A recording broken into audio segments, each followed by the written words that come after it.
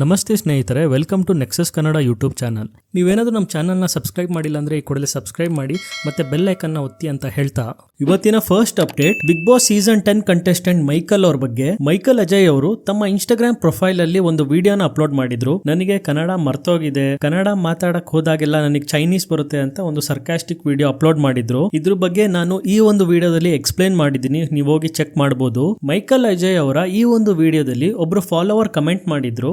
ಏನಂದ್ರೆ, ಮೈಕಲ್ ಅವರು big boss ಕನ್ನಡಕ್ಕೆ ಹೋಗಿ ಬಂದ್ಮೇಲೆ ತಮ್ಮ ಇನ್ಸ್ಟಾಗ್ರಾಮ್ ಪ್ರೊಫೈಲ್ ಬಯೋ ಅಲ್ಲಿ ನಾನು ಮಣ್ಣಿನ ಮಗ ಮತ್ತೆ ಬಿಗ್ ಬಾಸ್ ಕಂಟೆಸ್ಟೆಂಟ್ ಅಂತ ಹಾಕಿದ್ರು. ಅದನ್ನ ಇವಾಗ ರಿಮೂವ್ ಮಾಡಿದ್ದಾರೆ. ಮತ್ತೆ ಕನ್ನಡ ವ್ಲಾಗ್ಸ್ ಕೂಡ ಅವ್ರು ಮುಂಚೆ ಮಾಡ್ತಾ ಇದ್ರು, ಅದನ್ನ ಇವಾಗ ಕಂಪ್ಲೀಟ್ಲಿ ಸ್ಟಾಪ್ ಮಾಡಿದ್ದಾರೆ. ಬಿಗ್ ಬಾಸ್ ಅಲ್ಲಿ ಕನ್ನಡ ಮಾತಾಡಿ ಕನ್ನಡ ಆಡಿಯನ್ಸ್ ನ ಬರೀ ಇವರು ಓಟ್ಸಿಗಷ್ಟೇ ಯೂಸ್ ಮಾಡ್ಕೊಂಡ್ರು. ಇವರು ಬಿಗ್ ಬಾಸ್ ಗೆ ಬಂದಿಲ್ಲ ಅಂದಿದ್ರೆ ಇವ್ರು ಯಾರಂತಾನೆ ಗೊತ್ತಾಗ್ತಾ ಇರ್ಲಿಲ್ಲ. ಇವಾಗ ಬಿಗ್ ಬಾಸ್ ಶೋ ನನಗೆ ಲೆಕ್ಕಕ್ಕಿಲ್ಲ ಅನ್ನೋ ರೀತಿ ನಡ್ಕೊಂತಾ ಇದ್ದಾರೆ ಅಂತ ಕಮೆಂಟ್ ಮಾಡಿದ್ದಾರೆ. ಈ ಒಂದು ಕಮೆಂಟ್ ಗೆ ಮೈಕಲ್ ಅಜಯ್ ಅವರು ಕೂಡ ರಿಪ್ಲೈ ಮಾಡಿದ್ದಾರೆ. ಮೈಕಲ್ ಅಜಯ್ ಅವರು ಏನ್ ಹೇಳಿದ್ದಾರೆ ಅಂದ್ರೆ, ಮಣ್ಣಿನ ಮಗ ಟ್ಯಾಟೂನ ನಾನು ರಿಮೂವ್ ಮಾಡಿಲ್ಲ, ಅದು ನನ್ನ ಕೈ ಮೇಲೆನೆ ಇದೆ.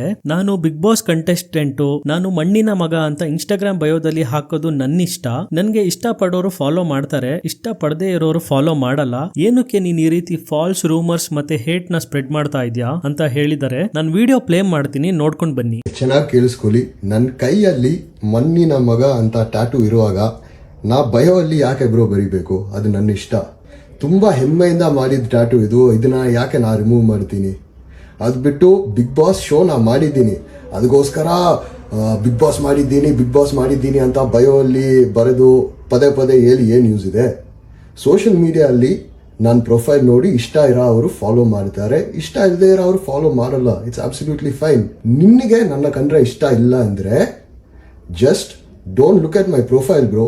ಸುಮ್ಮನೆ ಈ ಥರ ರೂಮರ್ಗಳು, ನೀ ಕನ್ನಡನ ಯೂಸ್ ಮಾಡ್ತಿದೀಯಾ, ನೀನು ಟ್ಯಾಟೂನ ರಿಮೂವ್ ಮಾಡಿದ್ಯಾ, ಈ ಥರ ಎಲ್ಲ ಹಾಕಿ why do you want to make people hate me bro? I am just living my life, you enjoy your life ಅಷ್ಟೇ. ಪೀಸ್. ನೆಕ್ಸ್ಟ್ ಅಪ್ಡೇಟ್, ಮಂಡ್ಯದ ಲವ ಅನ್ನೋರು ಗಿಲ್ಲಿ ಮತ್ತೆ ಕಾವ್ಯ ಅವರ ಟ್ಯಾಟೂ ಹಾಕ್ಸ್ಕೊಂಡಿದ್ದಾರೆ. ಇವರು ಗಿಲ್ಲಿ ಅವ್ರನ್ನ ಕಲರ್ಸ್ ಕನ್ನಡದ ಒಂದು ಇವೆಂಟ್ ಅಲ್ಲಿ ಮೀಟ್ ಆಗಿದ್ದಾರೆ. ಆದ್ರೆ ಕಾವ್ಯ ಅವ್ರನ್ನ ಅವರು ಮೀಟ್ ಆಗಿಲ್ಲ.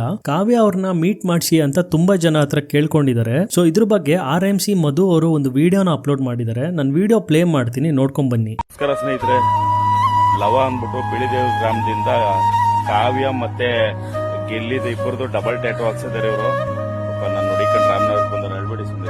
ಇವರು ಶೋಭಿಮಾನಿ ಗಿಲ್ಲಿ ಕಾವಿನ ದಯವಿಟ್ಟು ಯಾರಾದ್ರೂ ಕಾವಿನ ಅಂತೆ ಮೀಟ್ ಮಾಡ್ಸಕಾದ್ರೂ ದಯವಿಟ್ಟು ಇವ್ರನ್ನ ಸ್ವಲ್ಪ ಮೀಟ್ ಮಾಡಕ್ ವ್ಯವಸ್ಥೆ ಮಾಡ್ಕೊಡಿ. ಕಾಲು ಬಿದ್ದೆ ನನ್ ಚಿಕ್ಕೋನು ನಿಮ್ಗಿಂತ ಎಲ್ಲ ಹೇಳಿದಾರೆ. ಒಂದ್ ಗಿಫ್ಟ್ ಮಾಡಿದ್ರೆ ಎದ್ದಿದ್ರು ಅವರು ಮಾತಾಡೋದು ನನ್ಗೆ ಅಷ್ಟೇ. ದಯವಿಟ್ಟು ಯಾರಾದ್ರೂ ಕಾವ್ಯ ಅವ್ರ ಕಾಂಟ್ಯಾಕ್ಟ್ ಇದ್ರೆ ಇವ್ರ ನಂಬರ್ನ ಹಾಕಿರ್ತೀನಿ, ದಯವಿಟ್ಟು ಇವ್ರಿಗೆ ಸ್ವಲ್ಪ ಸಪೋರ್ಟ್ ಮಾಡಿ. ತುಂಬಾ ಹುಚ್ಚಾಭಿಮಾನಿ, ತುಂಬಾ ನೊಂದ್ಕೊಂಡವ್ರೆ ಅವ್ರು ಸಿಕ್ಕಿಲ್ಲ ಅಂತ. ಯಾರಾದ್ರೂ ಕ್ರಿಯೇಟರ್ಗಳು ಅಲ್ಲಿ ಹೋಗಿ ಬಂದಿರೋರು ಇದ್ರೆ ದಯವಿಟ್ಟು ಇವ್ರಿಗೆ ಸ್ವಲ್ಪ ಸಪೋರ್ಟ್ ಮಾಡಿ ಮೀಟ್ ಆಗಕ್ಕೆ. ನಾನು ನನ್ಗೇನು ಓದಕ್ ಬರೆಯೋದಲ್ಲ, ರೈಟಿಂಗ್ ಇಲ್ಲ. ಆಯ್ತಾಯ್ತು, ಪಾಪ ಹಳ್ಳಿ ಹುಡುಗ ಏನೋ ಒಂದು ಅಭಿಮಾನ ಹಾಕ್ಸ್ಕೊಂಡಿದ್ದಾರೆ. ದಯವಿಟ್ಟು ಯಾರಾದ್ರೂ ವಿಡಿಯೋ ನೋಡ್ತಿದ್ರೆ ಕಾವ್ಯ ಅವ್ರಿಗೆ ವಿಡಿಯೋ ತಲುಪಿಸಿ ಸ್ವಲ್ಪ ಅವ್ರನ್ನ ಮೀಟ್ ಮಾಡಕ್ ಹೇಳಿ. ಈ ಒಂದು ವಿಡಿಯೋಗೆ ಕಾವ್ಯ ಅವರು ಕೂಡ ಕಮೆಂಟ್ ಮಾಡಿದ್ದಾರೆ. ಖಂಡಿತವಾಗಿಯೂ ನಾನು ಅವ್ರನ್ನ ಮೀಟ್ ಮಾಡ್ತೀನಿ ಅಂತ ಹೇಳಿದ್ದಾರೆ. Next update, Big Boss contestant Raghu ಅವ್ರ ಬಗ್ಗೆ.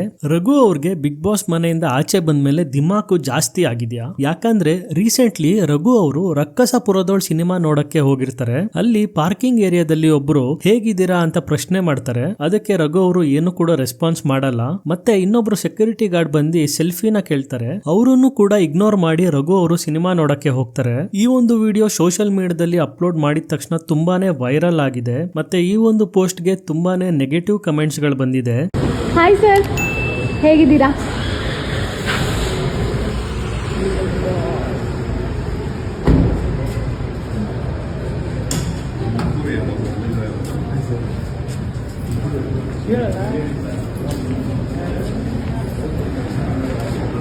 ನೀವು ನೋಡಬಹುದು ಸೆಕ್ಯೂರಿಟಿ ಅವರಿಗೆ ಒಂದು ಸೆಲ್ಫಿ ಕೊಡದೆ ಇರುವಷ್ಟು ದೊಡ್ಡವರಾಗ್ಬಿಟ್ಟಿದ್ದಾರೆ ಅಂತ ಕಮೆಂಟ್ ಹಾಕಿದ್ದಾರೆ. ಇನ್ನೊಬ್ರು ರಘು ಅವರಿಗೆ ಬರ್ತಾ ಬರ್ತಾ ದುರಂಕಾರ ಜಾಸ್ತಿ ಆಗಿದೆ ಅಂತ ಕಮೆಂಟ್ ಹಾಕಿದ್ದಾರೆ. ಮತ್ತೆ ಇನ್ನೊಂದು ನೋಡೋದಾದ್ರೆ ಈ ರೀತಿ ಸೆಲ್ಫಿ ಕೇಳಿದ್ರೆ ಸುದೀಪ್ ದರ್ಶನ್ ಅವರೇ ರಿಯಾಕ್ಟ್ ಮಾಡ್ತಾ ಇದ್ರು ಅಂತ ಕಮೆಂಟ್ ಹಾಕಿದ್ದಾರೆ. ನೆಕ್ಸ್ಟ್ ಅಪ್ಡೇಟ್ ಟಾಕ್ಸಿಕ್ ಸಿನಿಮಾದ ಬಗ್ಗೆ. ಟಾಕ್ಸಿಕ್ ಸಿನಿಮಾಗೆ ಮತ್ತೆ ಇನ್ನೊಂದು ಸಂಕಷ್ಟ ಎದುರಾಗಿದೆ.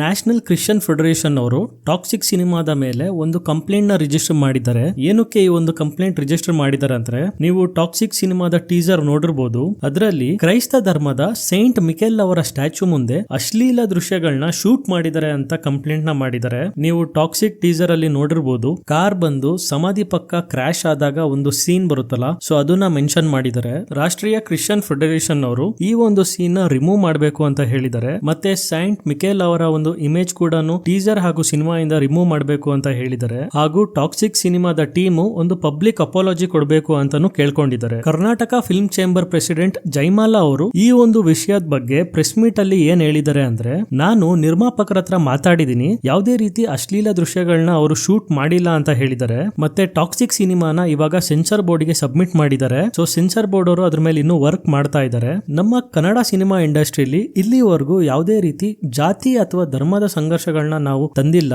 ಅಂತ ಹೇಳಿದ್ದಾರೆ. ಮತ್ತೆ ಒಬ್ರು ರಿಪೋರ್ಟರು ನಿಮಗೆ ಟಾಕ್ಸಿಕ್ ಸಿನಿಮಾದ ಟೀಸರ್ ಬಗ್ಗೆ ಏನ್ ಅನ್ಸುತ್ತೆ ಅಂತ ಕೇಳಿದ್ದಾರೆ. ಅದಕ್ಕೆ ಜೈಮಾಲಾ ಅವರು, ನಾನು ಒಂದು ಸಿನಿಮಾದ ಟೀಸರ್ ನೋಡಿ ಇಡೀ ಮೂವಿನ ಜಡ್ಜ್ ಮಾಡಲ್ಲ, ನಾನು ಸಿನಿಮಾ ನೋಡಿದ್ಮೇಲೆ ಇದ್ರ ಬಗ್ಗೆ ಮಾತಾಡ್ತೀನಿ ಅಂತ ಹೇಳಿದ್ದಾರೆ. ಸೊ ಸಿಂಪಲ್ ಆಗಿ ಜೈಮಾಲಾ ಅವರು ಏನ್ ಹೇಳಕ್ ಇಷ್ಟಪಟ್ಟಿದ್ದಾರೆ ಅಂದ್ರೆ, ಏನ್ರಿ media, what you people are doing. Next update, ಬ್ಯಾಂಗ್ಳೂರಲ್ಲಿ ಇಬ್ರು ಹುಡುಗಿರು ಫುಲ್ ಕುಡ್ದಿ ಸ್ಕೂಟಿಲಿ ಹೋಗ್ಬೇಕಾದ್ರೆ ಒಂದು ಕ್ಯಾಬ್ ಗೆ ಡಿಕ್ಕಿ ಹೊಡೆದಿದ್ದಾರೆ. ಕ್ಯಾಬ್ ಡ್ರೈವರ್ ಅಹಮದ್ ಅವರು ಇಬ್ರು ಹುಡುಗಿರ್ಗೂ ಪ್ರಶ್ನೆ ಮಾಡಿದಾಗ ದೊಡ್ಡ ಜಗಳಾನೇ ಆಗಿದೆ. ಒಬ್ಳು ಹುಡುಗಿ ಆ ಕ್ಯಾಬ್ ಡ್ರೈವರ್ ಗೆ ಕೆಟ್ಟದಾಗೆಲ್ಲ ಬೈದಿ ತನ್ನ ಹೆಲ್ಮೆಟ್ ಇಂದ ಕ್ಯಾಬ್ ಡ್ರೈವರ್ ಗೆ ಹೊಡೆದಿದ್ದಾಳೆ. ಮತ್ತೆ ಅಲ್ಲಿನ ಲೋಕಲ್ ಪೀಪಲ್ ಇವ್ರನ್ನೆಲ್ಲ ಸಮಾಧಾನ ಮಾಡಕ್ ಬಂದಾಗ ಅವರಿಗೂ ಕೂಡ ಬೈದಿ ಪಬ್ಲಿಕ್ ಡಿಸ್ಟರ್ಬೆನ್ಸ್ ಮಾಡಿದ್ದಾರೆ. ಕೊನೆಗೆ ಪೊಲೀಸ್ ಅವರು ಬಂದು ಇಬ್ರು ಹುಡುಗಿಯರನ್ನು ಅರೆಸ್ಟ್ ಮಾಡಿ ಕಸ್ಟಡಿಗೆ ತಗೊಂಡಿದ್ದಾರೆ. ನೆಕ್ಸ್ಟ್ ಅಪ್ಡೇಟ್, ಬ್ಯಾಂಗ್ಳೂರಿನ ತಣಿಸಂದ್ರ ಅಲ್ಲಿ ಒಂದು ಪ್ರೈವೇಟ್ ಸ್ಕೂಲ್ ಬಸ್ಸು ಸ್ಕೂಟಿಗೆ ಡಿಕ್ಕಿ ಹೊಡೆದು ಇಬ್ರು ಮಕ್ಕಳು ಸಾವನ್ನಪ್ಪಿದ್ದಾರೆ. ಹೌದು, ನಾಗಣ್ಣ ಅನ್ನೋ ವ್ಯಕ್ತಿ ಇಬ್ರು ಮಕ್ಕಳನ್ನ ಹಾಲ್ ತರಕ್ಕೆ ಅಂತ ಕರ್ಕೊಂಡು ಹೋಗಿರ್ತಾರೆ. ಒಂದು ಟರ್ನ್ ಹತ್ರ ಅವರು ಗಾಡಿನ ಸ್ಲೋ ಮಾಡ್ತಾರೆ.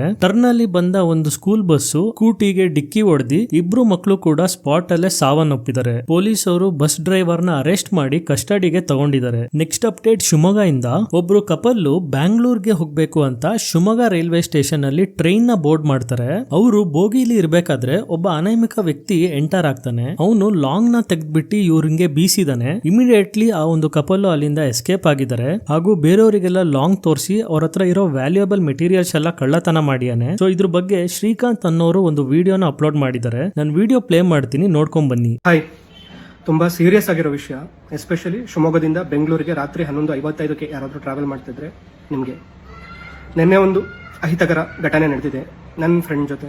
ಏನಪ್ಪ ಅಂದರೆ, ನಾವು ಆ ಟ್ರೈನ್ ತುಂಬ ಸಲ ಓಡಾಡಿದ್ವಿ, ನಮಗೇನು ಇಲ್ಲಿವರೆಗೆ ಆಗಿಲ್ಲ ಆ ಥರದ್ದು. ಬಟ್ ನನ್ನ ಫ್ರೆಂಡ್ ಏನಾಯಿತು ನಿನ್ನೆ ಅಂದರೆ, ಅವನು ಯೂಶ್ವಲಿ 11:55 ಹೊರಡುತ್ತೆ. ನಿನ್ನೆ ಲೇಟಾಗಿ ಬಂದಿದೆ ಟ್ರೈನು, ಸಾಗರದಿಂದ ಬಂದಿದೆ, ಅಲ್ಲಿಂದ ಹೊರಟಿಲ್ಲ. ನನ್ನ ಫ್ರೆಂಡು ಅವ್ರ ವೈಫ್ ಒಟ್ಟಿಗೆ ಹೊರಟಿದ್ದ. ಅವಾಗ ಏನಾಯಿತು ಅಂದರೆ, ಅವರೆಲ್ಲ ವಾಶ್ರೂಮ್ಗೆ ಹೋಗ್ಬೇಕು ಅಂತ ಇವನು ಅಲ್ಲೇ ನಿಂತಿದ್ದಾನೆ. ವಾಶ್ರೂಮ್ ಹತ್ರ ನೈಟ್ ಒಂದು 12 ಗಂಟೆ ಆಗಿದೆ ಅನ್ಕೊಳ್ಳಿ. ಶಿವಮೊಗ್ಗದಿಂದ ಟ್ರೈನ್ ಹೊರಟಿದೆ. ಅಷ್ಟೊತ್ತಿಗೆ ಒಬ್ಬ ಮನುಷ್ಯ ಬರ್ತಾನೆ ಇವನಿರೋ ಬರ್ತ್ಗೆ ಕಂಪಾರ್ಟ್ಮೆಂಟ್ಗೆ. ಬಂದಾಗ ದಾರಿ ಬಿಡು, ಹೋಗ್ಬೇಕು ನಾನು ಮುಂದೆ. ಇವನು ಹೇಳ್ತಾನೆ, ಇದು ರಿಸರ್ವೇಶನ್ ಸೀಟ್ ಇರೋದು, ಜನರಲ್ ಕಲ್ಲ, ಆಚೆ ಹೋಗಿ ಅಂತ. ಅಷ್ಟೇ ಹೇಳಿದ್ದು. ಸಡನ್ ಆಗಿ ಏನಾಗುತ್ತೆ ಅಂದ್ರೆ, ವೆರಿ ಶಾಕಿಂಗ್. ಆ ಟ್ರೈನಲ್ಲಿ ಟ್ರೈನ್ ಗುರು ಒಳಗಡೆ ಲಾಂಗ್ ತೆಗಿತಾನೆ. ಅವನು ಲಾಂಗ್ ತೆಗ್ದಿ ಬೀಸ್ಲಿಕ್ಕೆ ಸ್ಟಾರ್ಟ್ ಮಾಡ್ತಾನೆ. ನನ್ನ ಫ್ರೆಂಡ್ಗೆ ಕೈಗೆಲ್ಲ ಸ್ವಲ್ಪ ಗಾಯಗಳಾಗಿದೆ. ಹಾಗೆ ಒಂದೊಬ್ಬ ಸ್ಟೂಡೆಂಟ್ ಇರ್ತಾನೆ, ಕೋ ಟ್ರಾವೆಲರ್, ಅವ್ನು ಮೊಬೈಲ್ ಎತ್ಕೊಂತಾನೆ. ಹಂಗೆ ಒಂದ್ ಸ್ವಲ್ಪ ಡಿಸ್ಟರ್ಬ್ ಮಾಡ್ಕೊಂಡು ಇಡೀ ಬರ್ತ್ ಫುಲ್ ಭಯ ಅಂತ. ಎಲ್ಲರೂ ನರ್ವಸ್ ಆಗಿದ್ದಾರೆ. ಯಾರು ಅವನು ಹಿಡಿಯಕ್ ಆಗಲ್ಲ ಗುರು. ಕೈಯಲ್ಲಿ ಆರ್ಮ್ಸ್ ಇದ್ದಾಗ ಏನ್ ಮಾಡ್ತೀರಾ? ಅವ್ನು ಇಳ್ಕೊಂತಾನೆ. ನನ್ಗೆ ಗೊತ್ತಿಲ್ಲ ಎಷ್ಟಲ್ಲಿ ಪೊಲೀಸ್ ಇದ್ರೋ ಇಲ್ವೋ, ಅವ್ನು ಸಿಕ್ತಾನೋ ಇಲ್ವೋ. ಬಟ್ ಪೊಲೀಸರು ಕಂಪ್ಲೇಂಟ್ ಆದ್ಮೇಲೆ ಪ್ರಯತ್ನ ಮಾಡ್ತಾ ಇದ್ದಾರೆ ಟ್ರೇಸ್ ಮಾಡ್ಲಿಕ್ಕೆ. ಬಟ್ CC ಕ್ಯಾಮೆರಾಗಳು ಇದೆಯೋ ಇಲ್ವೋ, ರೈಲಲ್ಲಿ ಪೊಲೀಸ್ ಇದ್ರೋ ಇಲ್ವೋ ನನಗೆ ಗೊತ್ತಿಲ್ಲ. ಬಟ್ ನಾವೆಲ್ಲ ವ್ಯವಸ್ಥೆಗಳನ್ನ ನಂಬಿ ಟ್ರೈನಲ್ಲಿ ಟ್ರಾವೆಲ್ ಮಾಡ್ತಾ ಇರ್ತೀವಿ. ಯಾಕಂದ್ರೆ ನಮ್ಮನ್ ಕಾಯೋಕೆ ಯಾರು ಇದಾರೆ ಅಂತ. ಇಂಥ ಘಟನೆಗಳಾದಾಗ ತುಂಬಾ ಡಿಸ್ಟರ್ಬ್ ಆಗ್ಬಿಡ್ತೀವಿ. ಈ ಘಟನೆ ಸ್ವಲ್ಪ ಡಿಸ್ಟರ್ಬಿಂಗ್ ಆಗಿದೆ. ಅದ್ರದ್ದು ಕಾಪಿ ಮೀಡಿಯಾದೆಲ್ಲ ತುಣುಕೆಲ್ಲ ನಾನು ಹಾಕ್ತೀನಿ ಈ ವಿಡಿಯೋ ಜೊತೆನೆ. But if you are travelling in this train, ಸ್ವಲ್ಪ ಎಚ್ಚರಿಕೆ ಆಗಿರಿ. ಬೆಲೆ ಬಾಳುವ ವಸ್ತು, ಬಂಗಾರ, ಗ್ಯಾಡ್ಜೆಟ್ಸ್, ಲ್ಯಾಪ್ಟಾಪ್ಸ್ ಹುಷಾರಾಗಿ ಇಟ್ಕೊಳ್ಳಿ, ಇಲ್ಲ ತಗೊಂಡು ಹೋಗ್ಲೇಬಿಡಿ. ಆದಷ್ಟು ಬೇಗ ಅಂತವ್ರನ್ನ ಬಂಧಿಸಿ. ಅವರೆಲ್ಲ ಸಿಕ್ಕಾಕೊಂಡ್ರೆ ನಮಗೂ ನಿರಾಳ ಆಗುತ್ತೆ ಟ್ರಾವೆಲ್ ಮಾಡೋದಕ್ಕೆ. ಅಂಡ್ ಸ್ವಲ್ಪ ಜನತೆ ಕೂಡ ಕಾನ್ಶಿಯಸ್ ಆಗಿ ಟ್ರಾವೆಲ್ ಮಾಡಿ. If you are owning costly items in your bags, ಅಷ್ಟೇ. Safe travel. ಬಾಯ್. ಇದಾಗಿತ್ತು ಇವತ್ತಿನ ಟಾಪ್ ಟ್ರೆಂಡಿಂಗ್ ನ್ಯೂಸ್. ನೀವೇನಾದ್ರೂ ನಮ್ಮ ವಿಡಿಯೋನ ಲೈಕ್ ಮಾಡಿಲ್ಲ ಅಂದ್ರೆ ಈ ಕೂಡ ಲೈಕ್ ಮಾಡಿ, ಶೇರ್ ಮಾಡಿ, ಸಬ್ಸ್ಕ್ರೈಬ್ ಮಾಡಿ ಮತ್ತು ಬೆಲ್ ಐಕನ್ನ ಒತ್ತಿ ಅಂತ ಹೇಳ್ತಾ ಥ್ಯಾಂಕ್ ಯು.